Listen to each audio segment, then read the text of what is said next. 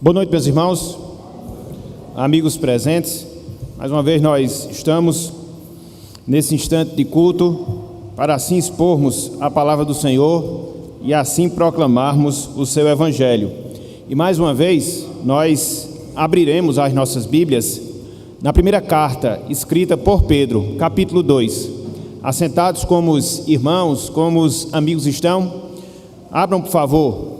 Primeira carta de Pedro, capítulo 2, nós vamos ler os versículos 11 e 12 e neles concentrar a nossa atenção. Veja aqui o que nos diz a palavra de Deus. Amados, exorto-vos como peregrinos e forasteiros que sois, a vos absterdes das paixões carnais que fazem guerra contra a alma, mantendo exemplar o vosso procedimento no meio dos gentios, para que, naquilo que fala contra vós outros como de malfeitores, observando-vos em vossas boas obras, glorifiquem a Deus no dia da visitação. Até aqui, até o versículo 12. Que o Senhor nos abençoe e que Ele aplique a sua santa palavra em nossos corações. Amém. Meus irmãos, meus amigos, nós podemos dizer que o ministério profético, e quando nós falamos ministério profético, nós estamos nos referindo ao trabalho do ensino e o ensino das Escrituras, o ensino da palavra de Deus, é um ofício demasiadamente espinhoso. É um ofício demasiadamente espinhoso para quem o realiza, para quem o exerce.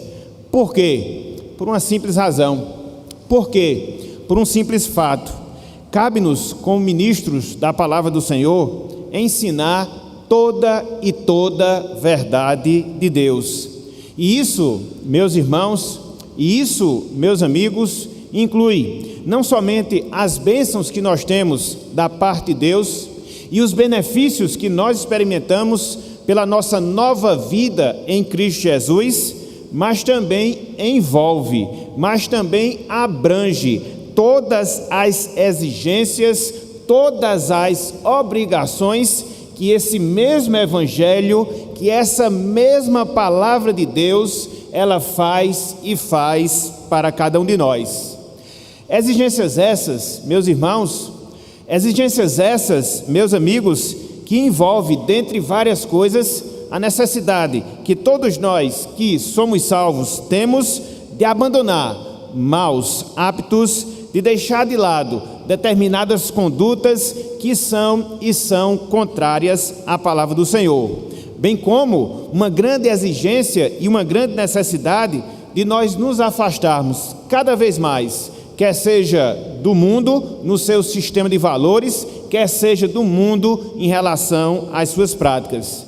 E infelizmente, meus irmãos, infelizmente, meus amigos, são poucos que olham com bons olhos essa tarefa, esse ministério. Contudo, esse cuidado que nós devemos ter como pregadores, esse cuidado que nós devemos ter como anunciadores do Evangelho, ele revela o amor, ele revela a atenção para com aqueles que fazem parte do povo de Deus, para com aqueles que fazem parte do povo da aliança. Contudo, a verdade permanece. O ministério profético, ou seja, o ministério do ensino, é um ofício espinhoso para quem o realiza. E é interessante, meus irmãos, é interessante, meus amigos, que é esse mesmo cuidado que o apóstolo Pedro ele tem em mente quando ele escreve esse trecho que nós acabamos de ler. 1 Pedro, capítulo 2, versículos 11 e também o versículo de número 12. Conforme nós vimos na semana passada, o apóstolo Pedro, ele acabara de falar da nova realidade de quem é alcançado pela misericórdia e pela compaixão de Deus. Conforme vimos lá no versículo 9, essas pessoas que são alvo, essas pessoas que são objetos da misericórdia de Deus, elas passam a ser aqui na terra raça eleita, elas passam a ser aqui na terra sacerdócio real, elas passam a ser aqui na terra nação santa. Elas passam a ser aqui na terra povo de propriedade exclusiva de Deus. São os nossos privilégios, são os nossos benefícios, e por causa disso e por causa dessa feliz realidade, essas mesmas pessoas, elas são obrigadas, elas são chamadas a anunciar as virtudes de Deus, ou seja, daquele que chamou-os das trevas para a sua maravilhosa luz. E aí, o apóstolo Pedro, ele não para apenas nessa exortação, dessa obrigação, dessa incumbência, dessa responsabilidade que todos nós, meus irmãos, que todos nós, minhas irmãs, temos pelo fato de sermos povo de Deus. Pedro, ele segue nessa sequência e nos versículos 11 e também no versículo número 12, ele mostra a necessidade, ele mostra a obrigação que recai sobre mim, que recai sobre você, que recai sobre cada um de nós, que fomos alvos da graça salvadora de Deus, de vivermos uma vida cada vez mais afastados do pecado e demonstrando uma vida exemplar para que Deus ele possa ser glorificado em nossas vidas. Então, de certa forma, é isso que o apóstolo Pedro ele vai começar a falar a partir daqui. Sobretudo da metade do versículo 11, sobretudo em todo o versículo 12, mostrando-nos essa necessidade de cada vez mais nos afastarmos do pecado, de cada vez mais vivermos uma vida exemplar, para que assim Deus ele venha a ser visto, para que assim o Senhor ele venha a ser reconhecido em nossas vidas. Então, é nisto que envolve todo o trabalho do Evangelho. Não só mostrar as bênçãos que são reais para aquelas pessoas que são salvas, mas também exortá-las, mas também apontar para elas as obrigações que Deus ele requer cada um de nós. Por isso, meus irmãos, por isso, meus amigos, eu queria que nós pensássemos na noite de hoje no seguinte tema: encorajamento de Deus para o seu povo. Eu queria que nós pensássemos com a graça de Deus na noite de hoje no seguinte tema: encorajamento de Deus para o seu povo. E basicamente a gente vai dividir a nossa mensagem em duas partes. Basicamente a gente vai dividir a nossa meditação em dois blocos. No primeiro momento nós vamos destacar a visão que Deus tem do seu povo, e no segundo momento nós vamos destacar o encorajamento que Deus faz para o seu povo. Então, seguindo aqui essa sequência, concentrando a nossa atenção nesses dois versos, eu queria que a partir de agora pudéssemos discorrer sobre esses dois pontos. O primeiro deles, a visão que Deus tem do seu povo. A visão que Deus tem do seu povo. Acompanhe conosco, meus irmãos, acompanhe conosco, meus amigos, a primeira parte do versículo 11, 1 de Pedro, capítulo 2, somente por hora, a primeira parte do versículo de número 11. Vejam aqui o que nos diz a palavra, vejam aqui o que nos diz o Evangelho. Diz-nos o seguinte: amados, exorto-vos como peregrinos e forasteiros que sois. Repetindo, amados, exorto-vos como peregrinos e forasteiros que sois. Aqui, meus irmãos, aqui, meus amigos, antes de fazer a sua admoestação, antes de fazer a sua exortação em si, Pedro, ele se dirige de maneira amorosa. Pedro, ele se dirige de forma carinhosa aos seus ouvintes. Em suas palavras, aqui Pedro, ele traz a visão que Deus possui. Pedro, ele traz a visão que Deus tem e tem do seu povo, enquanto o seu povo está aqui neste mundo, enquanto o seu povo está aqui e aqui na terra. Não nos esqueçamos disso, não nos esqueçamos disso. Se nós fôssemos ter uma interpretação bem direta aqui dessa primeira frase do versículo 11, nós poderíamos, felizmente, interpretá-la justamente dessa forma: a visão que Deus possui, a visão que Deus tem do seu povo, enquanto este povo está aqui nesse mundo, enquanto o seu povo está aqui nessa terra. De certa forma, meus irmãos, de certa forma, meus amigos, o apóstolo Pedro, ele aprofundará ainda mais a descrição que ele faz aqui dos salvos. Se lá no versículo 9, ele chamou os salvos de raça eleita, se lá no versículo 9, ele chamou os salvos de sacerdócio real, se lá no versículo 9, ele chamou os salvos de nação santa, se lá no versículo 9, ele chamou os salvos de povo de propriedade exclusiva de Deus, aqui, na primeira parte do versículo 11, ele vai detalhar, ele vai aprofundar mais quem nós somos, meus irmãos, quem nós somos, minhas irmãs, aos olhos de Deus, enquanto nós estamos peregrinando na nossa vida aqui na terra. E é interessante, irmãos, é interessante, meus amigos, que Pedro dá pelo menos 3 definições, pelo menos 3 descrições dentro da visão divina acerca de cada um de nós. Eu, você, nós, que fomos e fomos salvos em Cristo Jesus. A primeira descrição, a primeira definição que Deus ele tem em relação ao seu povo, conforme destaque do apóstolo Pedro, é que nós somos, meus irmãos, é que nós somos, minhas irmãs, amados e amados de Deus. Está logo no início do versículo número 11, amados, amados. Então, a ideia que essa palavra aqui nos dá, amados, é de que Deus, ele nos ama, mas dentro de uma construção bem especial, de que nós somos objetos desse amor de Deus, de que nós somos alvos desse amor de Deus. Um amor, conforme nós sabemos, que é incondicional.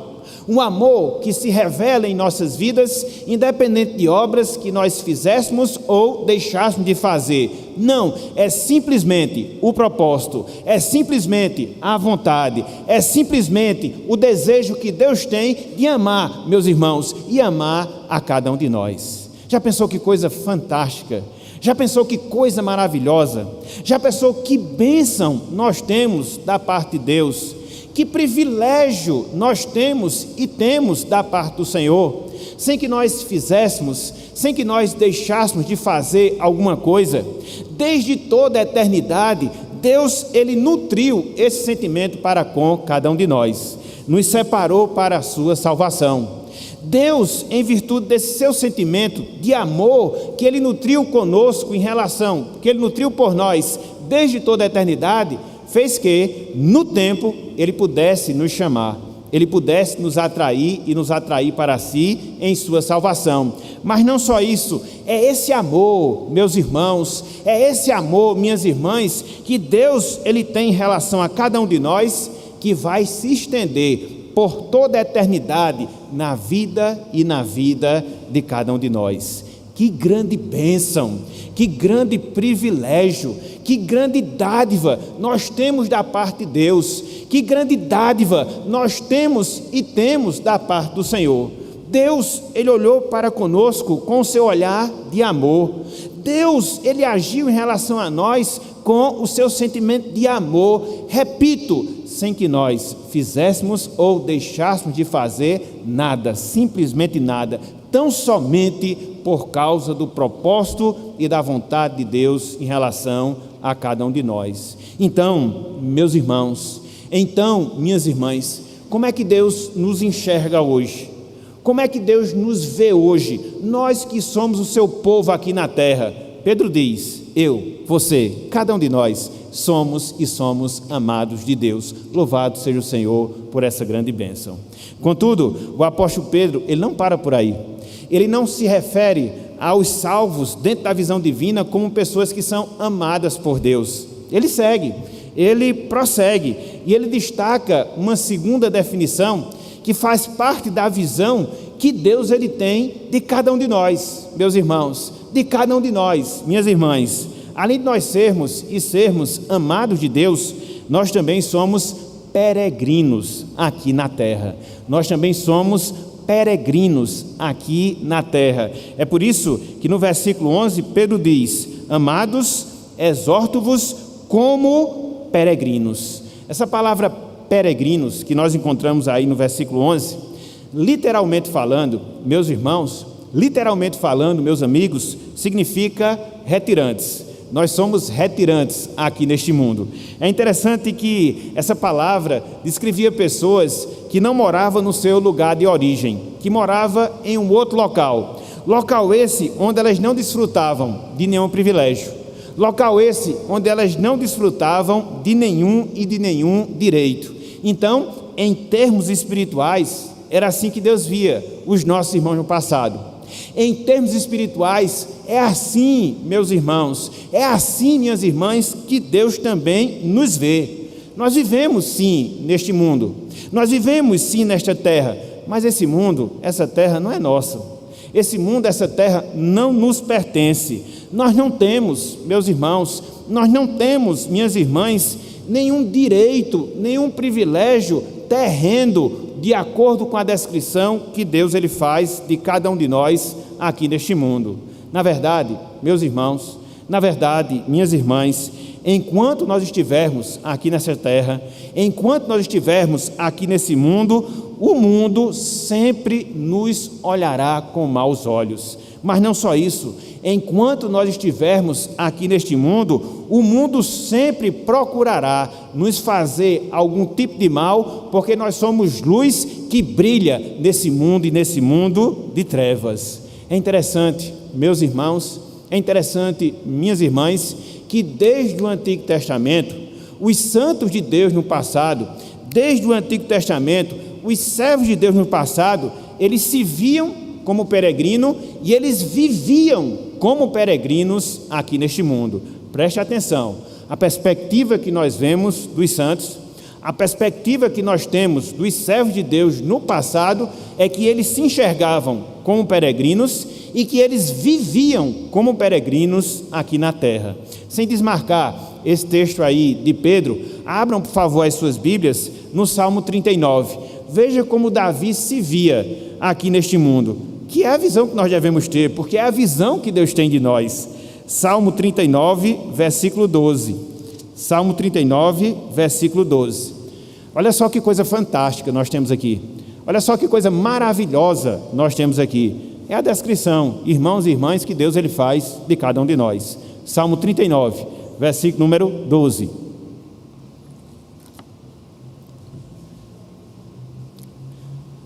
Salmo 39, versículo 12. Diz-nos o seguinte a palavra do Senhor: ouve, Senhor, a minha oração, escuta-me quando grito por socorro, não te emudeças à vista das minhas ou de minhas lágrimas. Veja agora a parte final: porque sou forasteiro à tua presença, peregrino, como todos os meus pais o foram. Então Davi se via como um peregrino. Davi se via como um forasteiro. Ele não estava ligado a este mundo. Ele sabia que estava apenas de passagem ao longo dessa vida, que não tinha direito, que não tinha privilégio. Ele era, literalmente falando, um retirante aqui na terra. Era assim que ele se via, era assim que ele se enxergava. Essa é a visão de Deus. E aí quando nós seguimos, e agora lá no Novo Testamento, lá na carta aos Hebreus, capítulo 11, versículos 9 e também o versículo 13, nós observamos que os patriarcas, eles viviam nesse mundo como peregrinos.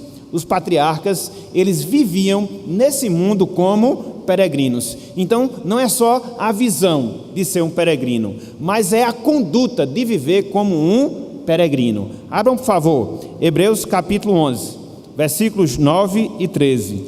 Hebreus capítulo 11, versículos 9 e 13. Aqui é a descrição dos patriarcas, vivendo, procedendo aqui nesse mundo como de fato eles eram, e como nós somos, peregrinos.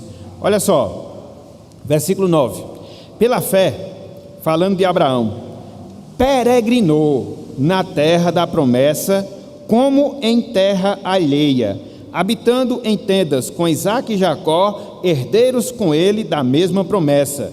E aí, versículo número 13: todos estes, referindo-se aos patriarcas, morreram na fé, sem ter obtido as promessas, vendo-as, porém, de longe, e saudando-as e confessando que eram estrangeiros e peregrinos sobre a terra. Então, é o que Pedro fala. Então, é o que Pedro ensina. Nós somos, meus irmãos, nós somos, minhas irmãs, peregrinos e peregrinos enquanto nós estivermos aqui na terra. Somos retirantes, sem nenhum privilégio. Somos retirantes, sem nenhum direito. Tão somente estamos aqui cumprindo a vontade do Senhor. Então, de um lado, nós somos amados de Deus. Por outro lado, nós somos peregrinos. E Pedro, ele aprofunda ainda mais a visão que Deus tem de cada um de nós. Ou seja, nós também, meus irmãos, nós também, minhas irmãs, somos forasteiros. Somos e somos forasteiros. Versículo 11, mais uma vez, de 1 Pedro capítulo 2, Pedro diz, forasteiros. Essa palavra forasteiro, ela descreve alguém que está de passagem em um determinado local, em um determinado território, em uma determinada cidade, em um determinado país. Ela se refere a um viajante, a também um retirante, mas dentro dessa perspectiva de quê? De que ele está apenas de passagem naquele local, que ele está apenas de passagem naquele território. E aí nós aprendemos que o mundo, este mundo, meus irmãos, este mundo, minhas irmãs, não constitui a nossa pátria. Esse mundo não constitui na pátria dos salvos, conforme o ensino da palavra de Deus. Nós estamos, irmãos, irmãs, passando apenas uma ligeira chuva antes de nós chegarmos ao nosso destino final, antes de nós chegarmos à nossa pátria celestial. Então, é essa a visão que Pedro também tem. Somos amados de Deus, somos peregrinos, somos forasteiros, porque a nossa pátria, ela não é deste mundo. A nossa pátria, ela não é terrena. A nossa pátria é uma pátria celestial. E quando nós falamos isso, nos lembramos muito daquilo que o apóstolo Paulo fala, lá em Filipenses, capítulo 3, versículo 20. Abram aí, por favor, bem rápido. Depois desse primeiro ponto, a gente não vai consultar outros textos da palavra. Vamos concentrar mais a nossa atenção em Pedro. Abram aí, Filipenses, capítulo 3, versículo 20, e veja como Paulo se via. Veja a que pátria ele pertencia. Apesar dele ser um cidadão romano, e de o cidadão romano desfrutar de alguns privilégios no sentido humano, no sentido político, Paulo ele não se alegrava nessa condição em si, muito pelo contrário, ele se alegrava porque a sua pátria não estava aqui na terra, muito pelo contrário, a sua pátria ela estava nos céus. Olha só o que ele fala em Filipenses 3, versículo 20, que é também a nossa realidade, meus irmãos, é também a nossa realidade, minhas irmãs. Ele diz, olha só, pois a nossa pátria está onde? Nos céus, de onde também aguardamos o Salvador, o Senhor Jesus Cristo. A nossa pátria não está aqui. Somos brasileiros em termos cívicos, mas no sentido essencial, a nossa pátria não é essa. O nosso mundo não é esse. A nossa pátria não está aqui. A nossa pátria, ela está nos céus. E por isso, nós somos também apenas forasteiros, apenas viajantes, que estamos passando uma breve temporada aguardando a consumação final da nossa salvação. Então, qual é a visão que Deus tem do seu povo? Qual é o entendimento que Deus tem do seu povo aqui na terra? Eles são amados por Ele, por Deus, eles são peregrinos, eles são forasteiros, conforme nós encontramos aqui na primeira parte do versículo 11 da carta de Pedro. E é interessante, meus irmãos, é interessante, meus amigos, que esse trecho, ele nos aponta uma verdade. Esse trecho, ele nos aponta um princípio, ou seja, a visão, preste atenção nisso, a visão que Deus, ele tem de nós, deve influenciar a nossa visão e o nosso comportamento nesse mundo. Eu vou repetir. A visão que Deus tem de nós deve influenciar a nossa visão e o nosso comportamento neste mundo. Conforme nós vimos, através do entendimento que Deus ele tem de nós, de amados, de forasteiros, de peregrinos, nós compreendemos, meus irmãos, nós compreendemos, minhas irmãs, que nós não temos nada, absolutamente nada a ver com esse mundo perdido. Conforme Cristo disse, esse mundo ele jaz no maligno. Conforme Cristo disse, esse mundo está se encaminhando para a destruição. E nós somos apenas peregrinos. E nós somos apenas forasteiros. E uma vez que nós concebemos essa ideia, nós vamos agir diferentemente em relação ao mundo. Nós não vamos abraçá-lo. Nós não vamos tentar fincar as nossas raízes, mas nós vamos ter a perspectiva correta que estamos passando apenas uma tempestade. Mais cedo ou mais tarde, meu irmão, mais cedo ou mais tarde, minha irmã, Deus estará nos chamando para si. Vamos deixar tudo isso aqui. Vamos deixar os nossos empreendimentos, as nossas atividades, tudo aquilo que fizemos por algo superior, por algo infinitamente melhor, que é a presença de Deus em Cristo Jesus com todos os santos. Então, isso muda completamente o nosso comportamento. Isso muda completamente a nossa conduta aqui na terra. A gente não vai viver de maneira desenfreada, tentando a todo custo, tentando de todas as formas concentrar toda a nossa força, todo o nosso esforço em relação às coisas que vão passar. Mais cedo ou mais tarde, a gente vai cultivar aquelas coisas que vão passar para a eternidade. A gente vai cultivar aquilo que é espiritual. A gente vai cultivar aquilo que vai glorificar a Deus. A gente vai cultivar aquilo que vai nos preparar para o nosso encontro com Deus. Se essa não é a sua perspectiva, Deus está falando ao seu coração na noite de hoje. Se este não é o seu objetivo de vida, que você possa refletir, que você possa considerar, que você possa pensar nessas coisas para que você venha ter uma visão celestial. Você é um peregrino aqui nesse mundo, você é apenas um forasteiro, você é um amado de Deus e mais cedo ou mais tarde você estará na presença de Deus para todo sempre. Então, vamos cultivar, meus irmãos, uma vida de santidade. A gente vai ver um pouco mais lá na frente. Vamos cultivar uma vida de dedicação a Deus, que é isso que de fato importa para cada um de nós. É isso que de fato tem valor para cada um de nós. Então vamos priorizar Deus e a sua obra nas nossas vidas. Somos amados dele, somos forasteiros, somos peregrinos, e isso naturalmente faz com que nós hajamos dessa forma, hajamos dessa maneira. Então, em primeiro lugar, o que é que nós temos? A visão. Em primeiro lugar, o que é que nós temos? O entendimento que Deus tem do seu povo. O seu povo é amado por Ele. O seu povo é peregrino. O seu povo é forasteiro aqui nesse mundo. Mas não só isso, meus irmãos. Não só isso, meus amigos. Seguindo a sequência aqui no texto, nós nos deparamos com o segundo momento. Nós nos deparamos com a segunda divisão e nesta nós vamos nos demorar um pouco mais. Ou seja, vamos ver agora o encorajamento. Vamos ver agora o encorajamento de Deus para o seu povo. O encorajamento de Deus para o seu povo. Acompanhe conosco, versículo 11, parte B, e todo o versículo 12. 1 de Pedro 2, versículo 11, parte B, e todo o versículo 12. Encorajamento de Deus ao seu povo.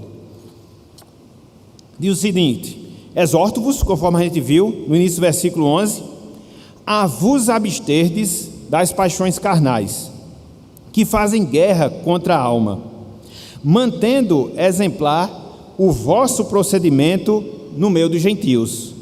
Para quê? Finalidade: naquilo que falam contra vós outros como de malfeitores, observando-vos em vossas boas obras, glorifiquem a Deus no dia da visitação.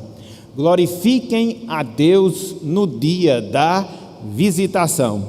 O que é que nós encontramos aqui, meus irmãos? O que é que nós encontramos aqui, meus amigos? Nós vemos a exortação feita pelo apóstolo Pedro para com aqueles irmãos e, como consequência, para com cada um de nós, para que eles lutassem contra o pecado em suas vidas e dessem o bom testemunho do Evangelho. Mais uma vez, se nós fôssemos sintetizar, mais uma vez, se nós fôssemos resumir esse trecho que nós acabamos de ler, nós poderíamos resumir justamente dessa forma.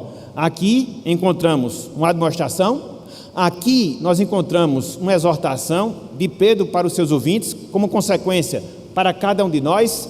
Para quê? Para que nós lutemos contra o pecado nas nossas vidas e para que nós possamos dar o bom testemunho diante dos ímpios. Resumidamente, é isso que Pedro ele requer dos seus ouvintes e de cada um de nós hoje.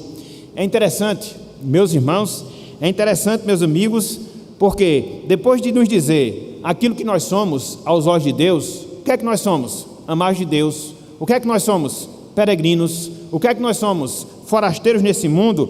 Pedro, ele mostra aquilo que nós devemos fazer para assim podermos estar na presença de Deus. São os dois lados de uma mesma moeda.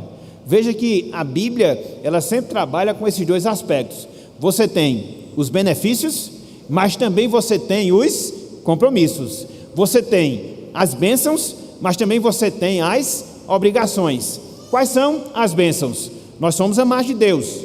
Quais são as bênçãos? Somos peregrinos, forasteiros neste mundo. Mas o que é que recai sobre nós em termos de compromisso? Que nós devemos mortificar o pecado e que nós devemos dar o nosso bom testemunho aqui na terra, para que assim possamos desfrutar da presença de Deus.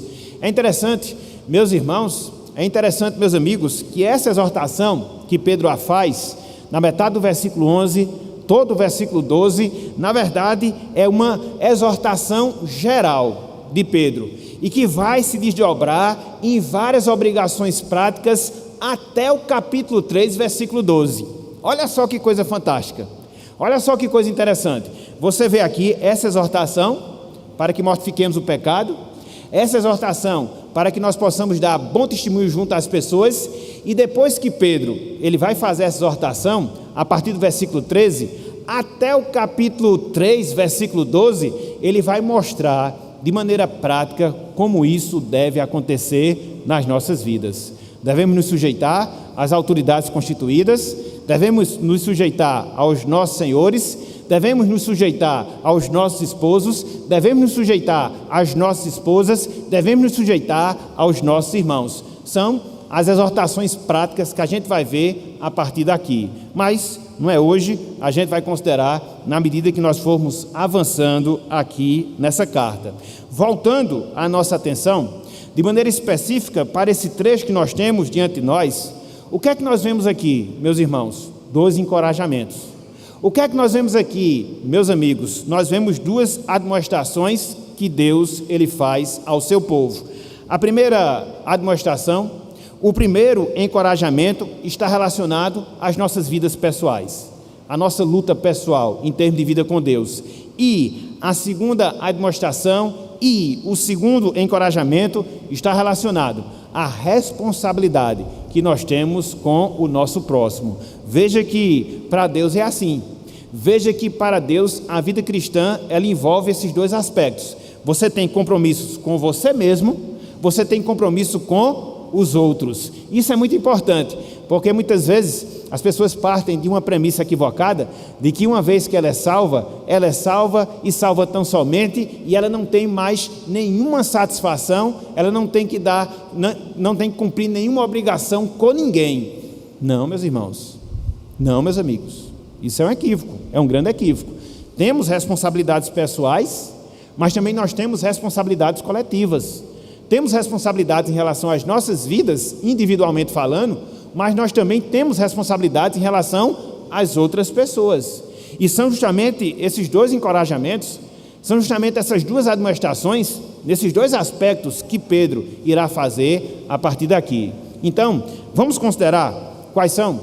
Vamos considerar em que consistem? Vamos ver a partir de agora. Em primeiro lugar, meus irmãos, em primeiro lugar, meus amigos, o primeiro encorajamento que Deus faz ao seu povo, de maneira mais pessoal, de maneira mais particular, de quê? Que nós temos que mortificar os nossos desejos carnais.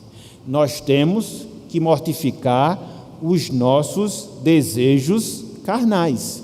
Olhem só o que ele nos diz aí no restante do versículo 11, apenas no versículo 11. Ele diz: a vos absterdes das paixões carnais que fazem guerra contra a alma. A vos absterdes das paixões carnais que fazem guerra contra a alma. O que é que nós temos aqui? Temos Pedro insistindo, temos Pedro exortando em relação aos irmãos. Para quê? Para que eles suprimissem os desejos de satisfazer a inclinação da carne. De maneira resumida, esse é o conselho. De maneira sintetizada, essa é a exortação que Pedro faz aos seus ouvintes e, como consequência, que Pedro faz, meus irmãos, minhas irmãs, a cada um de nós. De quê? De que a gente suprima os nossos desejos de satisfazer as inclinações e inclinações da nossa carne. É interessante que quando você considera aqui essa exortação, você consegue entender, você consegue conceber que essa realidade ainda, meus irmãos, essa realidade ainda, minhas irmãs, faz parte da nossa vida. Nós estamos sujeitos a determinadas paixões. Nós estamos sujeitos a determinados sentimentos carnais enquanto nós estamos peregrinando, enquanto nós estamos agindo como forasteiros aqui nesse mundo. Somos regenerados? Sim. Fomos transformados? Com toda a certeza, com toda a convicção. Mas isso ainda, preste atenção, isso ainda não exclui essas inclinações em nossas vidas, fruto da nossa natureza terrena, fruto da nossa natureza carnal. E o que é que Pedro nos exorta? O que é que Pedro nos ensina a fazer? Que nós refreemos esses desejos, que nós refreemos essas satisfações em nossas vidas. A palavra abster-se, que você encontra aqui no versículo 11, significa isso, refrear, significa parar, significa paralisar. Então, isso diz respeito a essa luta que eu tenho, que você tem, que cada um de nós temos ao longo da nossa peregrinação aqui na terra. Nós não somos perfeitos, meus irmãos. Nós não somos perfeitos, minhas irmãs. Há muita coisa que nós precisamos trabalhar. Há muitos desejos, há muitas paixões que nós muitas vezes externamos na nossa vida e que, no dizer do apóstolo Pedro, elas precisam ser refreadas por cada um de nós. É interessante porque, se você adianta um pouco, eu não vou entrar no detalhe do texto agora, mas se você avança um pouco, na mesma carta de Pedro, capítulo 4, versículos 2 e 3, você vai ter ali uma lista resumida de algumas paixões que nós temos que lidar com elas, algumas paixões que nós precisamos mortificar, algumas paixões que nós precisamos refrear na nossa vida. Isso é uma realidade, meus irmãos, isso é uma realidade. Então não adianta a gente partir do pressuposto que somos super crentes, não adianta nós termos a falsa ideia de que nós somos perfeitos. Não, há uma luta que nós travamos, e vamos ver um pouco disso mais adiante, contra essas paixões, e por isso temos essa obrigação de quê? De refreá-las e refreá-las em nossas vidas. 1 de Pedro, capítulo 4, versículos 2, em especial o versículo 3. Olha só o que diz aqui a palavra do Senhor. Para que, no tempo que vos resta na carne, já não vivais de acordo com as paixões dos homens, mas segundo a vontade de Deus. Então, o tempo que resta da nossa peregrinação, temos essa luta para travar. Versículo 3: porque basta o tempo decorrido para terdes executado a vontade dos gentios, tendo andado. Ele começa a listar aqui algumas paixões carnais contra as quais a gente tem que lutar. Olha só: tendo andado em dissoluções, concupiscências, borracheiras, orgias, bebedices e em detestáveis idolatrias. Vou trabalhar o significado de cada uma delas, mas basicamente elas estão relacionadas o apetite sexual, basicamente elas estão relacionadas à adoração a falsos deuses, basicamente elas estão relacionadas aos vícios. Então, Pedro tem isso em mente. Ele relata aqui algumas dessas paixões, dos vícios, dos prazeres carnais e da idolatria. Então, o que é que a gente deve fazer? Se abster. O que é que a gente deve fazer? Suprimir todos esses desejos, todas essas vontades ao longo da nossa peregrinação aqui na terra. É interessante, meus irmãos, é interessante, meus amigos, que Pedro, aqui ele nos mostra esse dever que nós temos de refrear as nossas paixões carnais, e ilustra esse processo com uma guerra, ilustra esse processo com uma batalha. É por isso que no versículo 11 ele diz que fazem guerra contra a nossa alma. Então, a nossa natureza humana está em constante conflito. A nossa natureza humana está em constante batalha contra a nossa alma. Por quê? Porque é da nossa alma onde procedem os nossos desejos.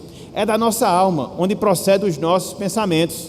É da nossa alma onde procedem as nossas atitudes. Então, se a nossa carne se sobrepõe à nossa alma, automaticamente, o que nós iremos fazer, o que iremos praticar, são coisas extremamente inconvenientes, são coisas extremamente abomináveis e que não são satisfatórias aos olhos de Deus, não são satisfatórias aos olhos do Senhor. Então, o que nós temos aqui é um conselho muito direto. Então, o que nós temos aqui é um encorajamento muito prático. Cuidem, mas cuidem da alma de vocês. Cuidem e cuidem do coração de vocês. Não deixem que os desejos, não deixem que a vontade da carne se sobreponha a ela, porque se isso acontecer, se isso se der, você vai cometer os pecados mais grosseiros que porventura uma pessoa possa cometer. E essa luta, meus irmãos, essa luta, minhas irmãs, ela não vai acabar. Enquanto nós estivermos aqui neste mundo, enquanto nós estivermos aqui nessa terra, prestem atenção disso. Você vai ter que lutar contra os seus próprios desejos. Você vai ter que lutar contra as suas próprias vontades. Do contrário, eles vão lhe escravizar. E ao lhe escravizar, vão lhe afastar completamente de Deus, completamente do Senhor. Nós vimos no ano passado, dentre aqueles versos que nós recitamos na escola dominical, um deles que é lá de Provérbios, capítulo 4, versículo 23, sobre tudo que se deve guardar, guarda o teu coração, porque dele, do coração, procedem as fontes da vida. Então, meus irmãos, então, minhas irmãs, Deus, Ele nos encoraja nessa noite de hoje. A quê? A travarmos essa luta. Não contra as pessoas, não contra as instituições, mas travar essa luta com nós mesmos, com cada um de nós.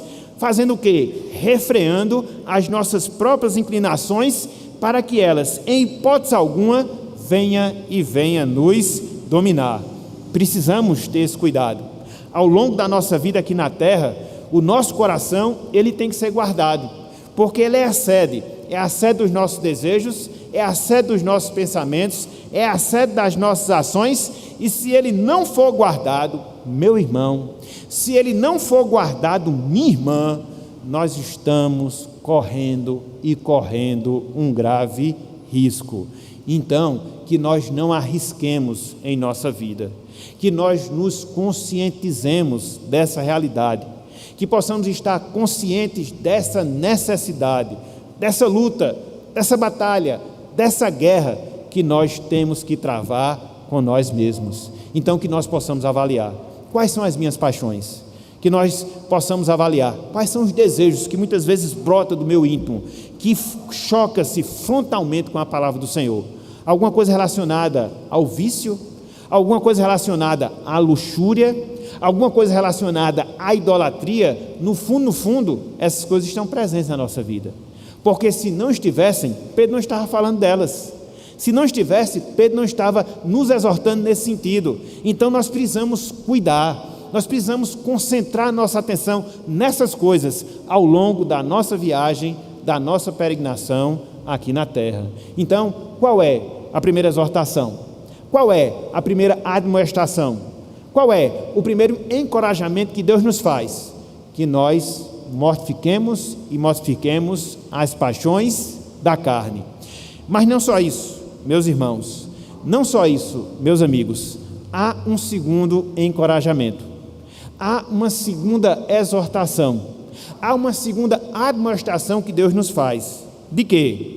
De nós mantermos um comportamento exemplar ao longo da nossa vida aqui na terra. Veja que são aqueles dois aspectos que nós falamos agora há pouco. É uma obrigação de caráter mais pessoal, individual, e também é uma obrigação de caráter mais coletivo. E que obrigação é essa, com esse caráter mais coletivo? De nós mantermos um comportamento exemplar enquanto nós estivermos neste mundo. Veja o que nós encontramos na primeira parte do versículo 12, 1 de Pedro, capítulo 2, primeira parte do versículo 12, diz o seguinte, a palavra do Senhor: mantendo exemplar o vosso procedimento no meio dos gentios. Mantendo exemplar o vosso procedimento no meio dos gentios. Então, aqui nesse trecho, Pedro, ele está encorajando, ele está exortando, ele está admoestando os irmãos para que eles manifestem, para que eles demonstrem uma vida de piedade em meio aos descrentes, a quem ele chama aqui de gentios. Literalmente falando, Pedro, meus irmãos, Pedro, meus amigos, está ensinando àqueles irmãos e está também nos ensinando que nós devemos ter uma vida bonita de se ver. Literalmente falando, essa expressão que nós temos aqui, mantendo exemplar o vosso procedimento, é justamente isso: viver uma vida bonita de se ver, uma vida admirável, uma vida recomendável, uma vida de piedade. É interessante que aqui Pedro ele se dirige a irmãos que estavam sendo oprimidos. E oprimidos por quem? Por esses gentios, por esses ímpios. Mas mesmo assim, veja que coisa interessante. Mesmo assim, Pedro está dizendo: sejam exemplo para eles. Eles estão perseguindo vocês? Eu sei disso. Eles estão oprimindo vocês? Eu sei disso. Mas mesmo assim, vocês devem viver de maneira piedosa. Mesmo assim, vocês devem viver uma vida bonita de se ver perante essas pessoas, perante esses gentios, perante esses ímpios. É interessante, meus irmãos, meus amigos, que no primeiro século, os cristãos, os crentes, eles eram tidos como malfeitores. Isso a história da igreja mostra, a história da igreja registra. No primeiro século, os primeiros 100 anos do cristianismo, os cristãos, na sua maioria, eles eram tidos como malfeitores. Por quê? Pelo menos por 3 razões. Por quê? Pelo menos por 3 motivos. Em primeiro lugar, porque eles não se sujeitavam ao culto ao imperador. Havia a institucionalização do culto ao imperador, seja ele que fosse, o que estivesse no cargo. Eles eram adorados. E os cristãos chegavam e diziam: não, eu não vou adorar o imperador. Então isso já causava uma certa algeriza dos ímpios em relação aos crentes. Mas não só isso, os crentes, eles eram tidos como pervertidos sexualmente falando. Por quê? Porque havia uma prática bem comum, bem corriqueira na igreja cristã no primeiro século, que era uma festa que eles comemoravam todos os domingos, todos os dias do Senhor, que era chamada a festa ágape, a festa do amor, que nada mais era do que um momento de comunhão que os cristãos eles tinham, melhor dizendo, fazendo as suas refeições comunitárias. Mas os ímpios não entendiam isso e relacionavam a questão do amor a outras coisas, o amor no sentido sexual, o amor no sentido erótico. Então havia esse preconceito em relação aos irmãos. Eles são pervertidos, eles não adoram o imperador, adoram outros deuses, são pervertidos porque eles participam de uma festa chamada a festa do amor. Mas não só isso, eles eram tidos como canibais. Por quê? Porque eles não entendiam a questão da celebração da ceia do Senhor. Os cristãos se reuniam para comer a carne e o sangue, para comer a carne e beber o sangue de Jesus, através do pão e do vinho, mas os gentios pegavam isso literalmente falando, e tinham os cristãos como canibais. Então, eram algumas distorções que havia, eram alguns preconceitos, eram algumas discriminações dos ímpios em relação aos cristãos.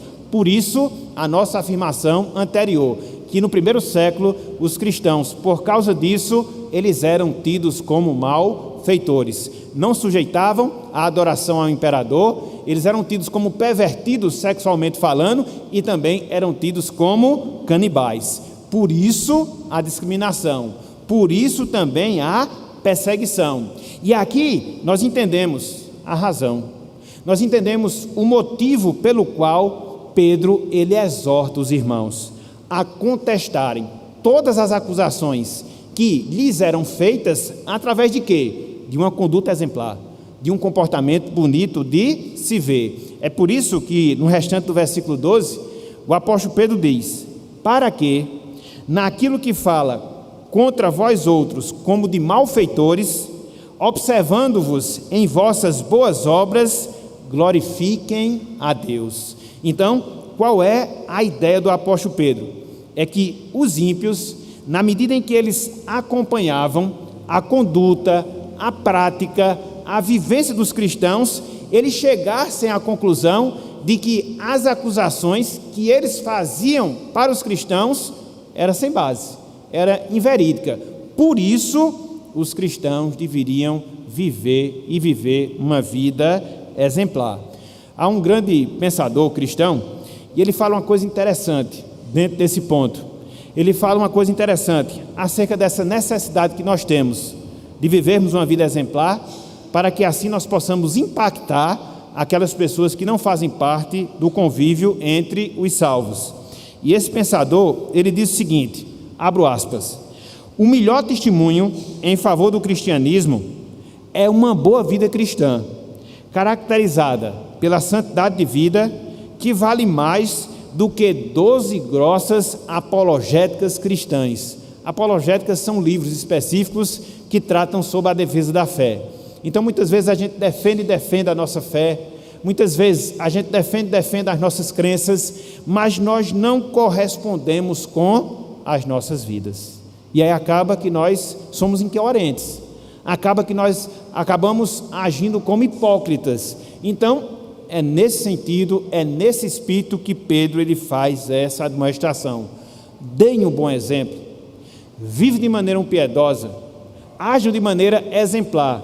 Vocês estão sendo acusados? Sim. Estão sendo acusados como malfeitores? Não resta a menor dúvida.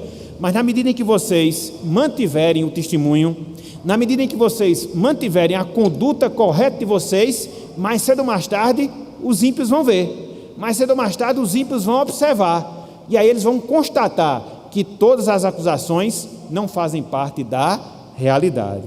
Por fim, aqui dentro desse trecho, Pedro, meus irmãos, por fim, aqui dentro desse texto, Pedro, meus amigos, ele diz que nesse contexto de apresentação de um bom testemunho, Deus, ele atuaria nos ímpios através do bom testemunho, da boa conduta cristã. É por isso que no finalzinho mesmo do versículo 12, Pedro ele completa: glorifiquem a Deus no dia da visitação. Glorifiquem a Deus no dia da visitação.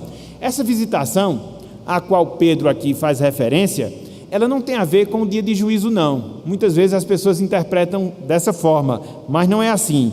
Essa visitação aqui diz respeito ao poder visitador de Deus na vida dos ímpios, operando através da regeneração. E a ideia é justamente essa: os cristãos deveriam viver uma vida exemplar, os cristãos deveriam apresentar o bom testemunho, e assim, através daquele testemunho, quando Deus operasse, visitasse com poder a vida e o coração daqueles ímpios, eles iriam ser despertados, iriam por isso glorificar a Deus através da vida dos cristãos. Veja, meus irmãos, veja, minhas irmãs, como é importante o nosso testemunho de vida. Veja como é necessário o nosso testemunho de vida. Muitas vezes Deus usa o nosso testemunho. Muitas vezes Deus usa a maneira como nós nos conduzimos para falar ao coração do ímpio, para visitá-lo com poder salvador, para despertá-lo em termos espirituais e assim, através do nosso comportamento, Ele, Deus, no final de tudo, Ele vem a ser glorificado. É assim que Ele faz, é assim que Ele age. E aí, eu pego uma citação de um grande servo de Deus, viveu entre os anos 100 e 165. Ele é um dos grandes teólogos conhecidos da história primitiva da igreja, chamado Justino Marte. Olha só o que ele diz em relação à sua experiência.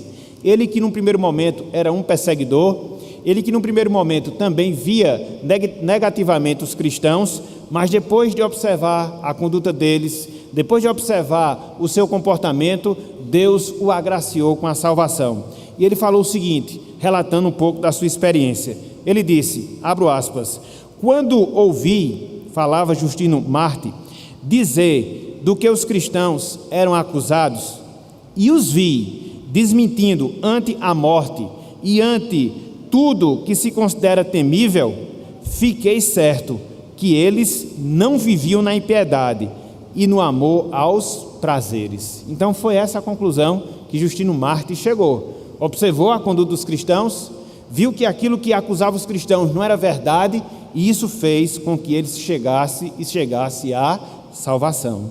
E aqui, meus irmãos, e aqui, minhas irmãs, nós temos uma grande verdade, nós temos um grande princípio que nós precisamos urgentemente aplicá-lo em nossas vidas. Ou seja, que o nosso trabalho evangelístico, ele também é realizado através do nosso comportamento e comportamento diário. Não nos esqueçamos disso, meus irmãos. Não nos esqueçamos disso, minhas irmãs. Nós temos um trabalho evangelístico. E esse trabalho ele pode acontecer de duas formas. Esse trabalho ele pode acontecer de duas maneiras. Através da proclamação que nós fazemos da verdade e através da nossa obediência, da nossa conduta seguindo após essa verdade. Muitas vezes, as nossas ações, elas falam bem mais alto do que as nossas palavras.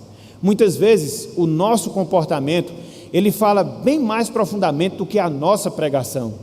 E é isso o que a palavra de Deus também nos chama. Para isso que a palavra de Deus também nos chama. Para que nós mantenhamos exemplar o nosso comportamento, para que a gente possa impactar diante da sociedade.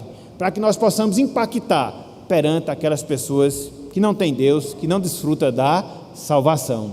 Então, para essa tarefa evangelística, para essa tarefa de pregação, a gente não precisa de muito conteúdo. A gente não precisa de muito conteúdo. A gente precisa de quê? Vida.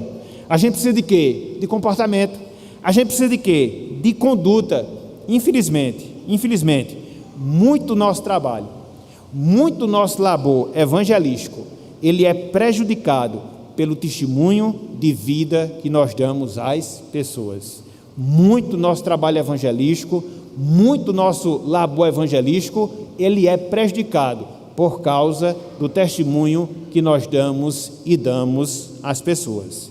Então, hoje, meus irmãos, meus amigos, nós vimos dois pontos relacionados ao encorajamento que Deus faz ao seu povo. Em primeiro lugar, nós vimos a visão que Deus nutre em relação ao seu povo, são amados de Deus, são peregrinos, são forasteiros, mas não só isso, nós vimos também o encorajamento que Deus faz e faz ao seu povo. De quê? Mortificar o seu pecado, de quê? De manter exemplar o seu procedimento. E diante disso, meus irmãos, e diante disso, meus amigos, como é que nós aplicamos todas essas verdades em nossas vidas? Eu separei pelo menos duas lições, eu separei pelo menos duas aplicações para que possamos discorrer sobre elas nessa parte final da nossa meditação. Em primeiro lugar, meus irmãos, em primeiro lugar, minhas irmãs, olhemos para Cristo, que teve uma visão clara do mundo e rogou por nós enquanto nós vivêssemos neste mundo. Preste atenção nisso. Olhemos para Cristo, que teve uma visão clara do mundo e rogou por nós enquanto nós estamos vivendo neste mundo. Eu queria chamar a atenção de 2 textos. Eles estão lá no Evangelho de João, que apontam para essa necessidade que nós temos de olharmos para Cristo a partir do comportamento que Ele teve, de olharmos para Cristo a partir da oração que Ele fez por nós em relação à nossa vivência aqui no mundo. O primeiro deles, João 18:36. Abram aí, por favor, as suas Bíblias nesse texto. Olha a visão que Cristo tinha do mundo. Olha a visão que nós devemos ter desse mundo. João 18:36. Diz o seguinte, palavras do Senhor Jesus, perante Pilatos. Ele disse: respondeu Jesus: o meu reino não é deste mundo. Se o meu reino fosse deste mundo, os meus ministros se empenhariam por mim, para que não fosse eu entregue aos judeus. Mas agora o meu reino não é daqui. Olhe para Cristo. Veja qual era o olhar que ele tinha do mundo. O meu reino não é desse mundo. Eu não sou aqui desta terra, mas o meu reino ele é celestial. É essa visão que nós devemos ter da nossa vida aqui na terra. A visão que Cristo teve. Mas não só isso. Nós devemos olhar para a intercessão que Cristo fez enquanto nós estamos aqui nesse mundo. Volta um pouco aí a sua Bíblia, capítulo 17 de João, a famosa oração sacerdotal, versículos 13 até o versículo 19. Olha só o cuidado que Cristo teve, finalzinho da sua vida, quando estava prestes a morrer por nossos pecados. Ele se lembrou de nós, meus irmãos. Ele se lembrou de nós, minhas irmãs. E Ele rogou por nossas vidas enquanto nós estamos aqui nesse mundo. Porque Ele sabe que viver nesse mundo não é fácil. E a experiência nos mostra facilmente essa realidade. Olha só aqui parte da oração. Versículos 13 até o versículo 19.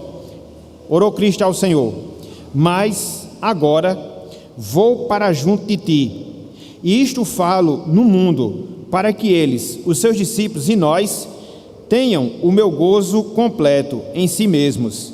Eu lhes tenho dado a tua palavra, e o mundo os odiou, porque eles não são do mundo, como também eu não sou. Nós não somos do mundo, como Cristo não é, por isso o mundo nos odeia. Versículo 15: não peço que os tire do mundo, e sim que os guardes do mal. Eles não são do mundo, como também eu não sou. Santifica-os na verdade, a tua palavra é a verdade. Assim como tu me enviaste ao mundo, também eu os enviei ao mundo. E é a favor deles que eu me santifico a mim mesmo, para que eles também sejam santificados na verdade. Foi o que Cristo quis, meus irmãos, com essa oração. Pedir a Deus em nosso favor, porque Ele sabe que a nossa vida nesse mundo não é fácil. A visão que o mundo tem em relação a nós é completamente diferente. O comportamento do mundo em relação à igreja é completamente diferente. Mas a gente tem que viver nesse mundo. E como nós somos oprimidos, e como nós somos perseguidos, e como é difícil não agir segundo o mundo. E tem instantes na nossa vida em que a gente fica fraco, abatido, porque parece que a gente não vai suportar. E humanamente falando, a gente não suporta. E o que é que a gente deve fazer? Olhe para Cristo, porque um dia Cristo ele rogou por cada um de nós, para que nós vivamos neste mundo, e enquanto aqui estivermos, Ele rogou para que Deus nos guardasse e nos guardasse de todo mal. Então, quando nós nos sentimos fracos, quando nós nos sentimos abatidos nessa luta que a gente tem que travar com o mundo, o que é que a gente tem que fazer? Se lembrar que nós temos um sacerdote. Na verdade, nós temos o sumo sacerdote, que rogou por nós no passado, continua rogando por nós hoje, e é Ele que vai nos fortalecer, é Ele que vai nos dar da sua graça, da sua misericórdia, para que a gente viva nesse mundo, cumprindo a nossa missão de forasteiros e peregrinos, para que no dia final possamos definitivamente adentrarmos as suas mansões celestiais. Então faça isso, meus irmãos, faça isso, minhas irmãs. Você sabe, o mundo nos oprime, você sabe, o mundo muitas vezes quer a nossa cabeça, E muitas vezes nos sentimos abatidos diante dessas coisas. Volte-se para Cristo, recorra a Cristo, porque até hoje Ele está intercedendo por mim, por você, por cada um de nós, enquanto nós estivermos neste mundo. Disto possamos ter certeza. Em segundo lugar, eu queria me dirigir, agora na parte final, às pessoas não salvas, as pessoas que ainda não experimentam da salvação. Em que sentido? Nos seguintes termos: compreenda, meu amigo, compreenda, minha amiga, a transitoriedade deste mundo e volte-se para Cristo. Compreenda a transitoriedade deste mundo e volte-se para Cristo. Por mais que seja longa, por mais que seja extensa a vida de algum ser humano aqui nesta vida, um dia ela vai acabar, um dia ela vai cessar. Matusalém, por exemplo, foi o homem que mais viveu, mais de 900 anos, viveu mais do que Adão, mas um dia a sua vida chegou ao fim. Um dia a gente vai ter que se deparar com a eternidade. E depois desta vida, obrigatoriamente, meu amigo, depois desta vida, obrigatoriamente, minha amiga, nós vamos ter que prestar contas de todas as nossas ações, de todas as nossas atitudes aqui na terra. E a pergunta que eu faço para você, sinceramente, diante disso, é: como é que você espera chegar perante Deus?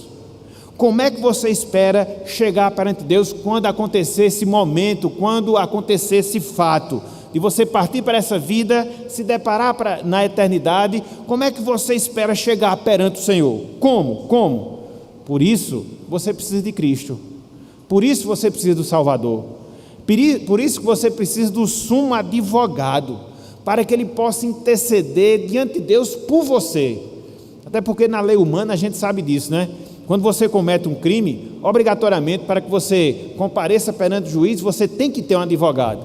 Se você não tiver um advogado por falta de condição, o Estado vai ter que bancar um, mas você tem que ter defesa. Se é assim no sentido humano, se é assim em termos de delitos que nós praticamos aqui, em termos humanos, muito mais será na eternidade, com todos os seus delitos, com todos os seus pecados, com todas as suas transgressões. Por isso, meu amigo, por isso, minha amiga, nós conclamamos a você: recorra a esse advogado na sua vida, entregue a sua vida a esse advogado, porque até hoje e por toda a eternidade, ele não perdeu, não perde e não perderá uma causa jamais, porque através do seu sacrifício, do seu sangue, Ele nos purifica de todos os pecados. Então, se volte para Ele, entregue a sua vida a Ele, para que quando você passar esta vida, esse breve inverno que nós temos aqui, você possa estar consciente de que se deparará na presença de Deus e estará diante de Deus, experimentando de todos os benefícios da salvação que Deus reservou àqueles que Ele ama desde toda a eternidade. Faça isso, meu amigo, faça isso, minha amiga, e você vai experimentar, não só na eternidade, mas desde já, uma novidade de vida, uma vida que vai glorificar, uma vida que vai honrar, uma vida que vai exaltar a pessoa de Deus para a glória do seu nome. Então, que Ele nos abençoe e que Ele aplique a sua santa palavra em nossos corações. Amém.